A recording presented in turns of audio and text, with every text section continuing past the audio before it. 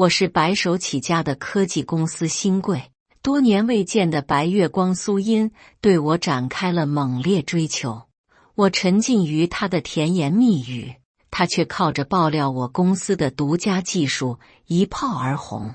他傍上了比我更有钱的土豪后，成功小三上位。2年后，土豪破产了，他又死乞白赖地纠缠上了我。我揽着影后白莹从他面前经过，我这可不是什么垃圾回收中心。大家好，开始今天的分享之前，希望你能给人间烟火点个订阅，我将会分享更多优质的内容。喧闹的 KTV 里，空气中弥漫着醉人的微醺感。我目不转睛地盯着对面闷头喝酒的女人，她倾斜着身子，醺醉的笑容挂在嘴边。她静静抬眸，与我炙热的视线对上。我不自然地扭过头。顾燕，我没记错的话，2年前是苏音甩了你吧？一旁的陆川对我打趣道，他觉得我不够有钱呗。我可听说他那个土豪破产了，房子都抵押了，造化弄人啊。陆川见我有兴致，便继续着这个话题，那是他咎由自取。我冷冷地回答着陆川，苏音可是好久没参加同学聚会了，他不会是听说你来他才来的吧？你还爱他吗？我看着苏音一杯一杯往嘴里灌酒，觉得颇为可笑。他以前在我面前一直装着喝不了酒，原来只不过是在我面前装柔弱。怎么可能？我作为班长啊，很高兴毕业这么久，大家还能聚在一起。我们一起来玩个游戏吧，真心话大冒险，怎么样？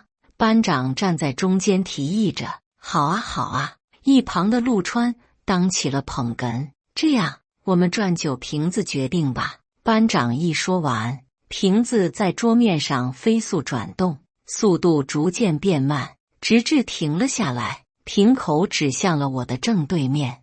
众人的眼神都粘在了苏音身上。真心话还是大冒险？真心话，苏音毫不犹豫地说出口。班长恶趣味地看着我和苏音，为什么离开顾燕？苏音看了我一眼，班长，那还是大冒险吧。好啊，给你个机会，2选1：1亲吻顾燕，2这个酒吹3瓶。苏音犹豫了一下，跌跌撞撞向我走来，眼见他脸颊泛红，微带酒晕，眼神有些许迷离。他正要往我这靠来，我连忙摆手让他起开。你还是喝酒吧，我受不起。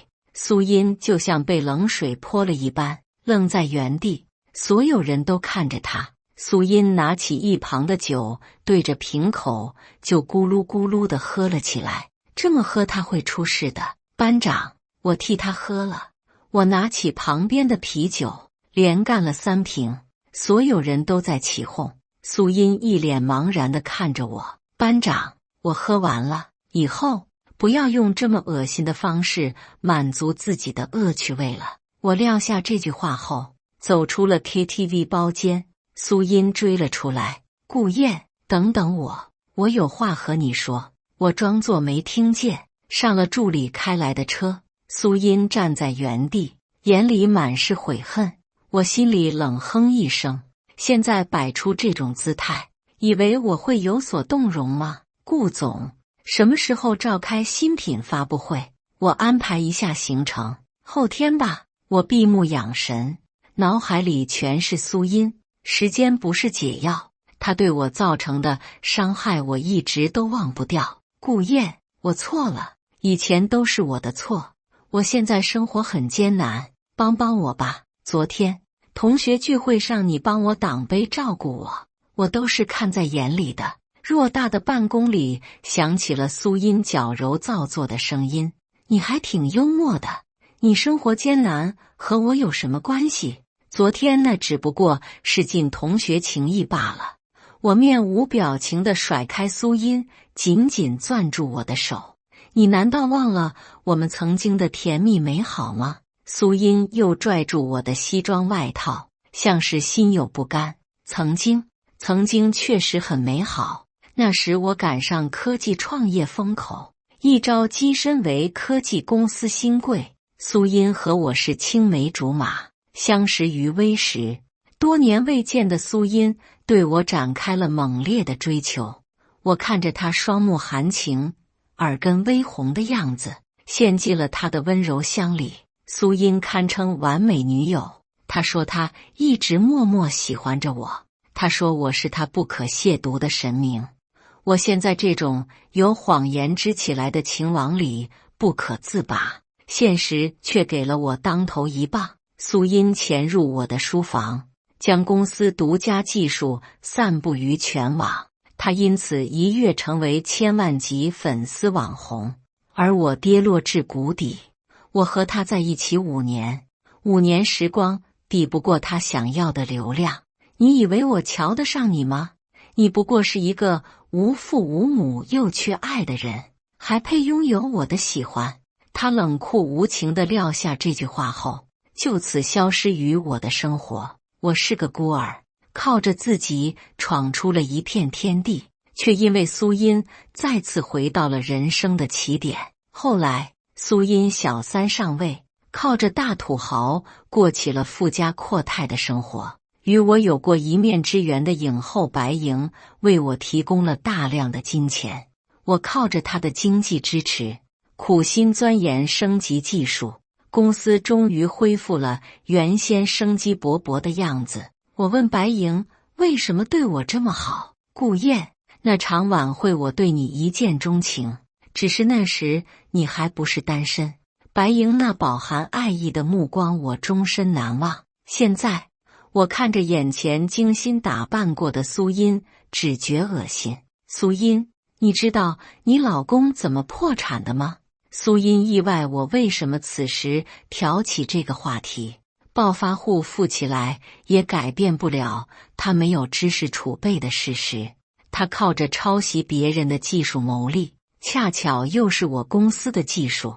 你说这不是巧了吗？还有，我手上有你上位的证据。苏茵紧紧攥着拳头，不过依旧是一脸讨好。顾燕，我错了，你还爱我的对不对？我们在一起吧。我冷哼一声，你凭什么觉得你一个过气网红配得上我？苏茵傍上土豪后，就搁置了网红事业，专心做起了家庭主妇。她的目光早已不似从前清澈纯真，只剩算计。呵呵，晚了。别再打扰我了，我不爱你，你走吧。我示意苏茵离开，她却站在原地不动。她眼眶一红，终于忍不住捂着眼，抖着肩膀哭了起来。若这是2年前，我一定会心软，可我已经不是以前的顾燕了。她不走，我走。我径直往办公室外走去。顾燕，你一定会原谅我的，你等着。苏茵悔恨的声音回荡在公司楼层里，员工们交头接耳，吃着老板的瓜。今晚是我和白莹的订婚晚宴，不能被一个渣女影响心情。我束了束领带，听着车载音乐，心情愉悦地开车赶往晚宴地点。白莹的母亲打了个电话，我关掉音乐，摸着耳机按了接听。手机那头传来白母的抽泣声：“小顾，莹莹她出车祸了，在第一医院，我马上去医院，您先别着急。”我的肩膀止不住发抖，我强忍着眼泪，紧捏着方向盘往医院赶去。白母眼神空洞地瘫坐在手术室旁椅子上。阿姨，莹莹不会有事的。我握着白母的手坐在她身旁。时间1分1秒的过去，我的心提到了嗓子眼上。手术室的门终于开了，谁是家属？我和白母踉跄地向医生跑去。我们是病人的情况不是很好，但至少保住了一命，现在已经进入植物人状态了。医生面无表情地宣布着手术结果。白母泄气般瘫倒在了地上。阿姨，莹莹肯定不希望你为她这么伤心。我连忙扶起白母安慰她。肇事司机怎么样？他当场身亡了。白母的眼里噙着泪水，声音微弱地回答着我的话。我无法确定这场车祸是不是意外，但肇事司机死亡应该只是偶然。我和白母跟着医生一起将白莹从手术室里转移到了 VIP 病房里。白莹瘦弱不堪的身子直挺挺地躺在床上，只一样惨白的脸庞更显得消瘦不堪。我握住她的手，眼泪止不住地流出来。我多么希望她能醒过来。白母靠在病床边，双手抚摸着白莹惨败的脸颊，眼里满是心疼。阿姨，不要太伤心了，莹莹一定能醒过来的。这时，白莹的父亲跌跌撞撞地跑进病房，他强行扯开我牵着白莹的手，并把我推倒在一旁。要不是你，要不是因为你，莹莹怎么可能变成这样？滚出去，离莹莹远点！我向白母颔首示意后，离开了病房。白莹的父亲一向都不待见我。白莹因为参加和我的订婚宴出事，他当然会把怒气全撒到我身上。本该是我和白莹最幸福的一天，我们就快要踏入婚姻的殿堂，却让他承受着这非人的折磨。我心如死灰地回到了我那空荡荡的别墅，门外却站着一个不速之客苏音。他漫不经心地将头发别到耳后，看着我缓缓开口：“原来你是跟明星好上了，还是个影后？我怎么觉得这个影后长得和我有点像呢？不是有点像，是很像。”在我见到白莹的第一面起，我就记住了那个和苏音有7、8分像的脸，只不过白莹的脸上多了几分柔和。像不像和你有什么关系呢？你是哪位？我面无表情地看着苏音。戳到你的痛处了吗？放着正品不要，要一个赝品。苏音自以为知道了什么了不得的事，是不是赝品不重要，我只爱白莹。赝品？我承认我曾经把白莹当成苏音的替身，我无法忽视那2张极为相似的脸。我和白莹第一次相遇是在一个顶奢晚宴，白莹是代言人，我是嘉宾。她身着纯白色的礼服，游刃有余地和各个商界大佬交谈。白莹来和我交谈时，苏音将酒故意洒在了她的礼服上。我拉着她去后台化妆间擦拭酒渍，在近距离的接触中，我捕捉到了她眼底闪过的羞涩与慌乱。顾先生，谢谢你，不过不用麻烦你了。她装作从容地整理了下头发，走出了化妆间。后来，她的事业蒸蒸日上，几年间便从一个小透明变成了影后。我看着苏音自以为是的样子，心里升起一阵厌烦。我推开别墅门，想要把苏音隔在门外，她却猛地拉住我的胳膊。等等，我知道是谁害的白莹。苏音严肃道：“是陆川。”苏音见我迟迟没有反应，自顾自地说下去：“陆川，他喜欢白莹很久了，你不知道吧？我和白莹在一起1年，从未听他提起过陆川。陆川既然喜欢白莹，那为什么要害他？”我沉默良久，再次开口：“你不知道什么叫爱之深恨之切吗？得不到就毁掉。可惜那个司机死了，你没有证据。”陆川出生于金融世家，海外读完本科后就接管了父亲的公司。我只以为他是个单纯的公子哥。顾燕，我帮你找证据。我被苏音逗笑了，开门后迅速把门合上。苏音一个过气网红，怎么可能和一个公司老总抗衡？今天发生的一切让我疲惫不堪。回想起躺在病床上毫无生气的白莹，我心如刀割。苏音的话能不能信都是个问题，更不要说找到陆川在背后指使的证据。我瘫在沙发上，昏沉沉地睡了过去。第2天，助理开车来接我参加发布会。顾总，你昨天晚上回公司了吗？加班的同事说你回公司了。我一脸疑惑，昨天6点多我就在家里睡着了，他们看错了吧？助理看了看我，又转过头，不应该啊，他们好多人都看见了，而且说你无视他们，打招呼也不回。我已经累到这个地步了吗？都开始梦游了。小林，找个时间给我约个心理医生吧，我去看看。好嘞。我听着车内舒缓的车载音乐，又睡了过去。顾总，我们到了。我艰难地睁开眼，整理了下着装，下车赶往发布会后台。待一切准备就绪后，发布会正式开始。欢迎大家来到智能机器人飞天翼3.0的发布会。向嘉宾介绍完产品具体功能后，问答环节开始了。顾总，你认为3.0的提升相比2.0显著吗？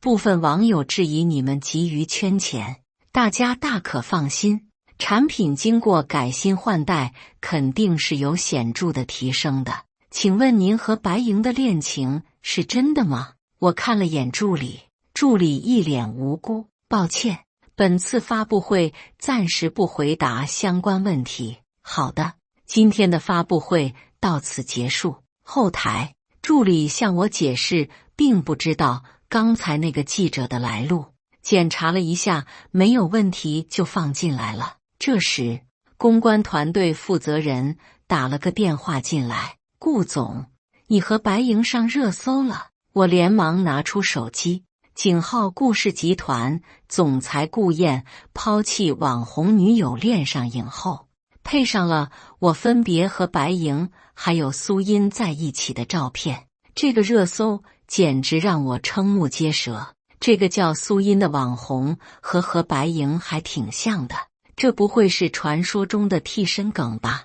白莹其实是顾燕的白月光，和替身苏音谈腻了，就转身就找白月光。好精彩！就是现在白莹成植物人了，不知道顾燕会不会回到替身身边。你们这些吃人血馒头的别太过分了，白莹还生着重病，就这么开玩笑。白莹没有对不起任何人，不要拿她开玩笑。网络没有记忆吗？苏音不就是靠着爆料顾氏集团走红的？我现在很确定是陆川在背后捣的鬼。正所谓祸不单行，热搜第一瞬间变成井号飞天翼3.0赔钱。某平台测评博主断章取义，钻空子抹黑飞天翼3.0的性能。舆论再这样下去，有可能让投资人撤资。这时苏音的电话打了过来，我犹豫了一下，按了接听。我看到热搜了，我可以为你发声明。你为什么愿意帮我？你帮我也改变不了任何事实。我听到电话那头苏音无奈的笑声，很多网友都是听风就是雨。我也不想我背上一个苦情原配的名头。好，这回是我欠你一个人情。我就当是和2年前你做的事扯平了。我果断地挂掉电话，思考接下来的对策。对于恶意抹黑，做出刻意的回应，只会让公司自乱阵脚。要有实际的证据，才可以让谣言不攻自破。小林，那批捐赠给山区学校的产品，他们的反馈怎么样？顾总，上周来的反馈，他们使用很顺利，好多学生靠着飞天翼的语言系统练好了口语。另外，还有一批学生靠着飞天翼培养了新的爱好，比如绘画。这消息让我悬着的心放下了一半。行，你这就让公关团队联系山区学校做个视频，最好视频里多放些学生的内容。助理迅速地拿着手机联系公关，苏英也如实地做出了澄清，还说明了之前都是自己的错，不该抛弃我。网友们自然乐意看这个乐子。你的文字还爱他，爱他就把他追回来。我好爱这种破镜重圆。嘻嘻。不久之后，公关团队也发布了声明。就此，这次风波算是过去了。回到别墅后，我又昏沉沉地睡了过去。第二天醒来，我感觉浑身无力，明明睡了8个小时，我却好像熬了一个通宵。我拖着无力的身体来看昨天约好的心理医生。心理医生看了一眼我快掉到鼻子的黑眼圈，年轻人还是要早点睡觉，多睡觉哈。我尴尬地干笑了一下。医生，或许你信我昨天睡满了8个小时吗？好了，先做一个心理测试。我做完测试后，医生瞅了几眼，你没有问题，很健康，早点睡就可以了。医生，那我之前梦游该怎么解释？我疑惑地看着医生，要么是你根本没梦游，要么就是你那阵子精神压力比较大，要是再有这种情况再来就诊。我仍旧心存疑惑地赶往公司，我心想这应该是个半吊子医生，有空应该换一个医生就诊。一到公司，助理就笑着来向我汇报，顾总，爆单了，而且苏小姐以自己的名义购买了1000台，捐赠给了别的山区。好，我知道了。我径直走进办公室，助理在后面大喊，苏小姐来办公室了。老板，我看着背对着我站着的苏音，进也不是，不进也不是。我瞪了一眼助理，便把门关上。你怎么来了？我自顾自坐在沙发上，当然是过来看你了呀。我买1000台，可快把我的积蓄花光了。苏音一脸谄媚地看向了我，我不懂他这是搞哪出？那我把你花的钱双倍还给你，不要来打扰我了。哎呀，不要这么不解风情嘛，我就全当你是欲擒故纵了哈。我今天来找你是想向你解释我2年前为什么那么对你。我感觉苏音今天很奇怪，好像突然跟我变得很熟了一样。我不想听你解释，你可以走了。我摆摆手，赶紧让他走。苏音仿佛没看见一般，转过头望向窗外。陆川，是陆川指使我那么做，他用我妈妈的安危要挟我。那会儿我还没和白莹在一起，陆川嫉妒你，他高中的时候就看不起你。我一脸不解地看向苏音，苏音转过头，露出了一种极为戏谑的表情。你这是在谦虚吗？你年纪轻轻那么优秀，他不过是背靠父母，况且长得这么帅，如果我是男的，我也嫉妒。他边说着话边向我走来，我吓得从沙发上弹起来，并走到办公室门边，打开门，赶紧走。顾燕，你也太不解风情了。苏音冷哼了一声，大步走出了办公室。我心想，终于把这祖宗请走了。陆川应该会他了。静谧的茶室包间内，陆川饶有兴致地看着我。苏音都跟你说了。我妈撒着茶杯，感受着茶杯光滑的质地。我慢悠悠地抿了一口茶，无视陆川的存在。呵呵，别在我面前装模作样了。白莹是不是你害的？你有证据吗？陆川不假思索就回答了早就想好的说辞。2年前，真是你指使苏音的。陆川的脸上闪过一瞬的惊讶，又恢复如常。是不是我很重要吗？事情都过去那么久了，既然你什么都不想说，那我就没必要在这坐着了。我正准备起身，陆川拉住了我。你看你急什么？我待会儿要说的你肯定感兴趣。陆川皮笑肉不笑地盯着我看。你说白莹是怎么做到几年时间就从一个18线小演员变成影后的？我确实不够了解白莹，你不知道吧？是我一直背地里给她砸钱，我砸了那么多钱，她转头就跟你好了，她怎么敢？陆川猩红着眼看着我，青筋暴起。那也不是你伤害她的理由。我顺手把茶杯举起，泼了她一脸。离开包间后，空气都变得清新了起来。我一直都把陆川当成最好的朋友，现在看来只是个笑话。白莹现在也不见好转。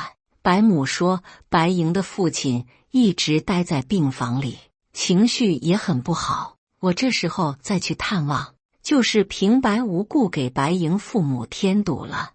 我浑浑噩噩回了家，偌大的别墅毫无生机。洗漱完后，我又是沾床就睡。第二天，助理的电话声把我吵醒了。顾总，你昨天晚上回来加班了吗？对接国外部门的同事又在公司看见你了。助理小心翼翼地向我询问，你在说什么呢？我昨晚见过陆川就回家了。我没好气地向他解释，顾总，我在看监控，你晚上9点半真的过来了。我猛地一惊醒，你把监控传给我。只见我鬼鬼祟祟地出现在公司，径直走向办公室，在办公室足足待了1个小时。我让助理来接我去公司后，倚着沙发又睡了过去。助理按了好几次门铃，我才彻底清醒。顾总，你这黑眼圈怎么比前2天更深了？是吗？助理在驾驶座汇报今天的行程安排，配上舒缓的车载音乐，很像催眠曲。知道了，先去趟公司，再去采访地点。我到了办公室后，检查了一下有没有什么东西丢失，翻了半天，只有我准备送给白莹的婚戒盒子不见踪影。我松了口气，马上切换到工作状态，准备采访。第二天，我再次来到了助理所说的全国第1心理医生的咨询室。小年轻，你又来了。医生眯眼看了看我，又戴上了眼镜。我又梦游了。你这才过多久啊？你没问题的，就是没休息好，回去多睡觉吧。我心里默默翻了个白眼。全国第1心理医生，我看应该是全国第1忽悠大师。接下来几天，我每天都早睡晚起，感觉浑身力气都被抽走了一样。苏音每天定时定点来办公室骚扰我，一早来到办公室，几天未见的助理看了看我的黑眼圈，露出了惋惜的表情。顾总，我知道我不在你身旁帮你分担工作，让你很累，以后有这种供应商会议我都让别人去，我定会一直陪着你的。我尴尬地笑了一下。这时我隔着玻璃又看见了苏音，她怎么又来了？你又来干什么？我面无表情地看着眼前这个花枝招展的女人。当然是来看你啦，你看你这黑眼圈，是不是想我想的彻夜难眠？呵呵，我不易察觉地干笑了2声。苏音突然从兜里拿出来一个戒指盒，那是我准备送给白莹的戒指盒。我做事就要把戒指盒夺过来，哪有你这样不讲理的？戒指送了哪还有要回去的道理？只见他满脸兴奋地将戒指戴到无名指上，就是这尺寸有点小了，不过没关系，婚礼前我会减肥的。婚礼？对呀，我也不需要你给我下跪求婚了，明天就办婚礼，我都准备好了。苏音幸福地摩挲着戒指。知道了，那你现在可以走了。苏音高调地走出办公室，忍过明天，一切就会过去了。前台这时打进来了一个电话，顾总，有位陆先生想要见你。知道了，带他来办公室。陆川皮笑肉不笑的在我对面的沙发坐下。恭喜啊，破镜重圆，真是一段佳话。呵呵，用不着你来恭喜，你今天来不会就是为了说这些吧？我面无表情的看着眼前这个我曾经最好的朋友。当然不是，只是有件事我必须要和你说一下。2年前那事是苏音自己一个人干的，她撒谎成性，为的是你的钱。还有，白莹虽然是我找人撞的，只不过是苏音一直在我身边激我，她绝对是故意的。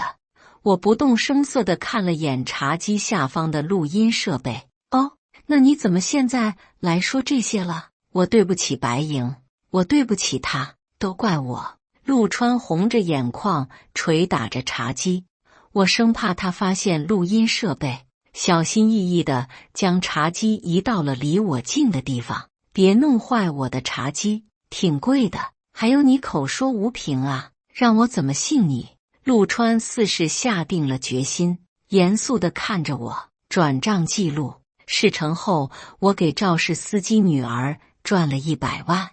我这里还有苏音机我的录音，但可能没什么用。陆川难为情地看了我一眼。好，我知道了，明天再说，我还有事要忙，你走吧。哦，对了，明天记得参加我的婚礼。陆川鄙夷地看了看我，又无奈地走出了办公室。第二天，婚礼正常举行。婚礼在一个豪华酒店举行，宴请的宾客不多，都是些亲朋好友。苏音身着露背的蕾丝婚纱，露出了修长的后背线条，她的脸上洋溢着幸福的笑容。这个画面是2年前的我梦寐以求的画面，可惜现在不是了。走完一堆流程后，很快就是新人拥抱接吻的环节。现在让我们有请新郎新娘拥吻，所有人的目光都紧紧注视着台上登对的新人。这时，门外突然响起了警笛声，大家纷纷转头看向门外。只见穿着病号服女人带着几个警察站在门外，她面色苍白，毫无血色，一看就知道生过一场重病。她静静地凝望着我，我们的眼神相互交织，彼此的情感如同一条无形的绳子，将我们紧紧连接在一起。我的眼眶逐渐变得湿润，她真的醒过来了，她没有骗我。在我调看助理发过来的监控时，就隐约发现了不对劲。我梦游时将头发别到耳根后的动作，走路的姿势都和白莹过于相似。直到第二天看心理医生，我确认了自己没有精神问题时，我欣喜若狂。后来，我睡前在床边写便利贴留给白莹。白莹趁我睡着，就会用我的身体在便利贴上做出回答。我明白了事情的原委。白莹出车祸后，魂魄从自己的身体里跑了出来，总有声音提示她要趁我睡着附在我身上，最终让我和苏音成婚，这样她的魂魄才可以回到自己的身体。所以，在我和苏音开始婚礼后，他的魂魄便回到了自己身上，自己也就苏醒了回来。白莹，我终于等到你了。我不管身旁的苏音，快步向白莹跑去。我们紧紧相拥，感受着彼此身体最真实的温度。莹莹，一切都过去了。婚礼现场炸开了锅，拍照的拍照，起哄的起哄。苏小姐，陆先生，你们涉嫌一起故意伤害罪。跟我们走一趟吧。苏音的脸色变得阴森可怖，突然扑过去，紧紧掐住陆川的脖子。陆川被掐得脸色涨红。谁让你跟顾燕说的？我们差点就能在一起了，去死吧！警察制止住了发疯的苏音，他们被警察制服，分别被铐着手铐离开了酒店。宾客们早被这个场面吓得逃出了酒店。至此，偌大的酒店只剩下我和白莹。我向白莹单膝下跪，拿出早就买好的新戒。白莹，我爱你，我们结婚吧。好，我答应你。白莹拉我起来，紧紧地抱住了我。顾燕，我要一直和你在一起。这一刻，我们的爱意深深地刻在了彼此的灵魂里。以上就是今天分享的故事。大家有什么想说的、想吐槽的，欢迎在下方评论交流。也更希望能给人间烟火点个订阅，我将会分享更多优质的故事内容。